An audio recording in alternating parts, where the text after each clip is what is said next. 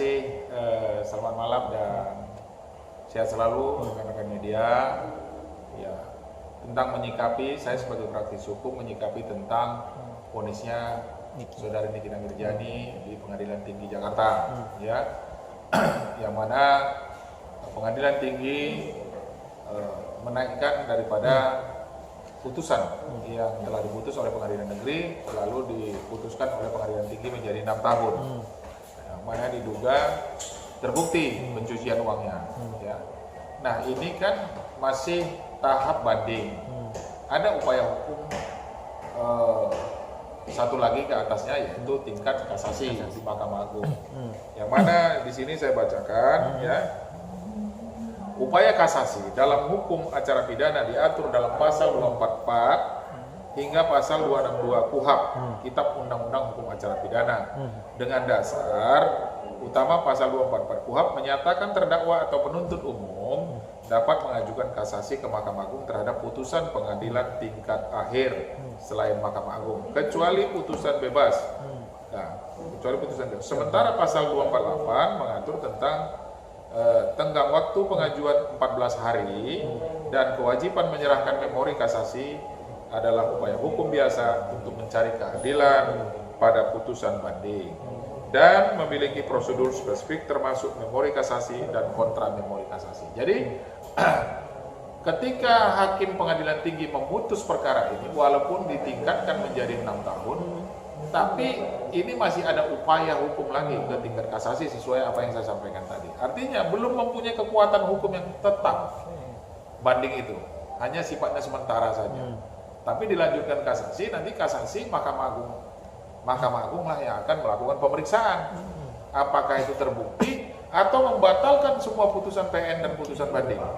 Sehingga batal semua dan sehingga Mahkamah Agung, Hakim Agung memutus dan mengadili sendiri menurut langkah-langkah dia bahwa ini adalah bebas atau paling tidak onslah.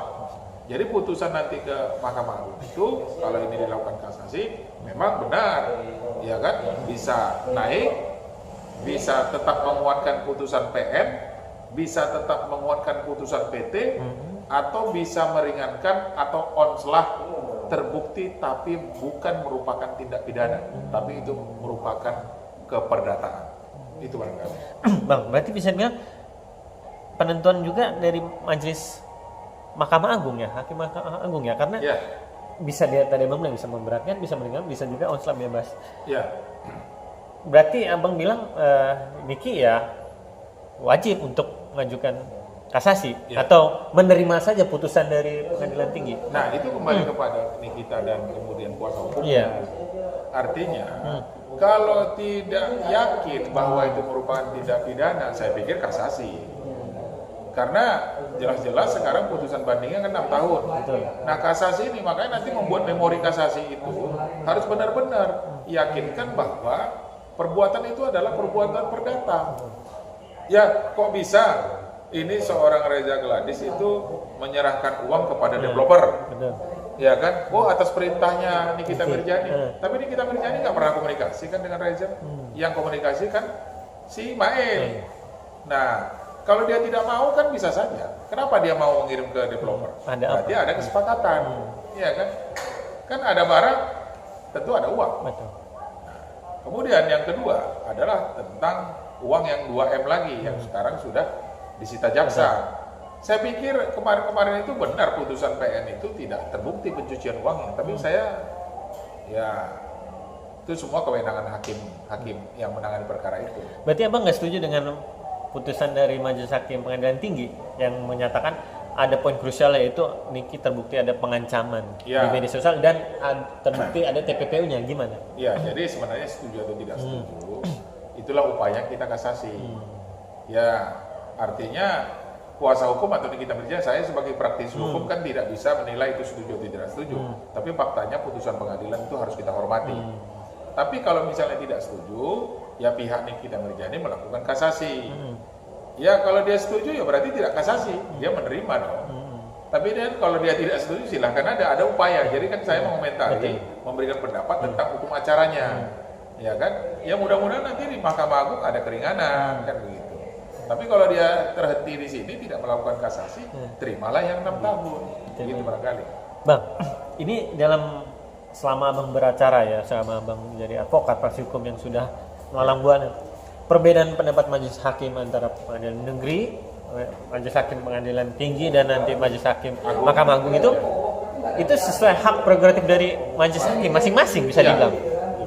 Jadi hakim itu punya kewenangan dan punya pemikiran sendiri yang tidak boleh diintervensi oleh siapapun. Nah, itu di dalam undang-undang kehakiman ya. Hakim itu punya prerogatif sendiri, punya kewenangan sendiri yang tidak boleh terpengaruh siapapun. Makanya hakimnya 3. Hakim 3 ini kalau misalnya 2 orang tidak setuju, ya kan? 1 orang setuju, dissenting opinion namanya. Berarti harus tidak setuju harus bebas. Tapi kalau 2 yang setuju untuk dihukum seseorang terdakwa, yang 1 orang, makanya 2 orang yang menang. Kenapa hakim itu 3? Ketika dissenting opinion, berbeda pandangan, berbeda pendapat, maka mereka itu melakukan upaya voting, ya kan gitu kan. Jadi kalau misalnya ketiga-tiganya tidak setuju untuk menghukum seseorang terdakwa, maka bebas. Lebih kencang bebasnya. Tapi kalau masih 2 orang yang setuju untuk menghukum seseorang, kemudian banding, nanti di hakim banding ini bisa saja 2 lagi yang tidak setuju ya. Maka itu permainan-permainan atau bukan permainan ya. Dissenting opinion ini adalah salah satu hakim ini berpendapat berbeda dengan hakim yang lain, hakim majelis yang lain gitu. Bang, bicara tadi abang bilang hakim punya hak prerogatif, tidak bisa diintervensi oleh manapun. Tapi akhirnya Niki mengungkapkan kekecewaannya lewat akun IG-nya itu di story-nya yang menyatakan intinya mau ganti presiden siapapun dan berapapun, hukum atau peradilan Indonesia itu bobrok dan penegak hukum di kita itu masih bisa disogok atau disogok. Abang sebagai praksi hukum gimana menilainya? Ya, sebenarnya pendapat begitu juga nggak boleh, karena kita jangan pesimis, ya kan. Kalau ganti presiden kita tetap hukum bobrok itu jangan. Karena apa? Kalau sudah ranahnya ke sana beda lagi. Kalau memang benar-benar artinya kita itu menegakkan hukum ini dengan benar, baik itu masyarakat maupun APH, aparat penegak hukum, sesuai dengan aturan-aturan yang ada, saya pikir bisa berubah semuanya. Siapapun presidennya, kalau ketika kita benar semuanya, ya akan benar.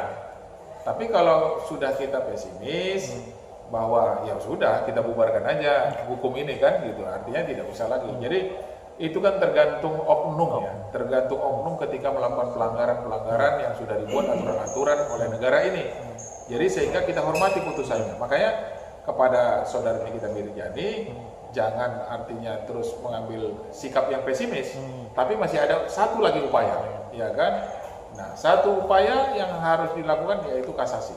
Dan sambil berdoa, mudah-mudahan semua hakim-hakim yang menangani perkara di Mahkamah Agung nanti adalah orang-orang yang betul pilihan, sehingga dia bisa menelaah kasusnya saudara Nikita Mirzani ini betul-betul secara keadilan, secara benar, secara fakta, sehingga itulah putusan yang sebenarnya. Jadi kita jangan pesimis.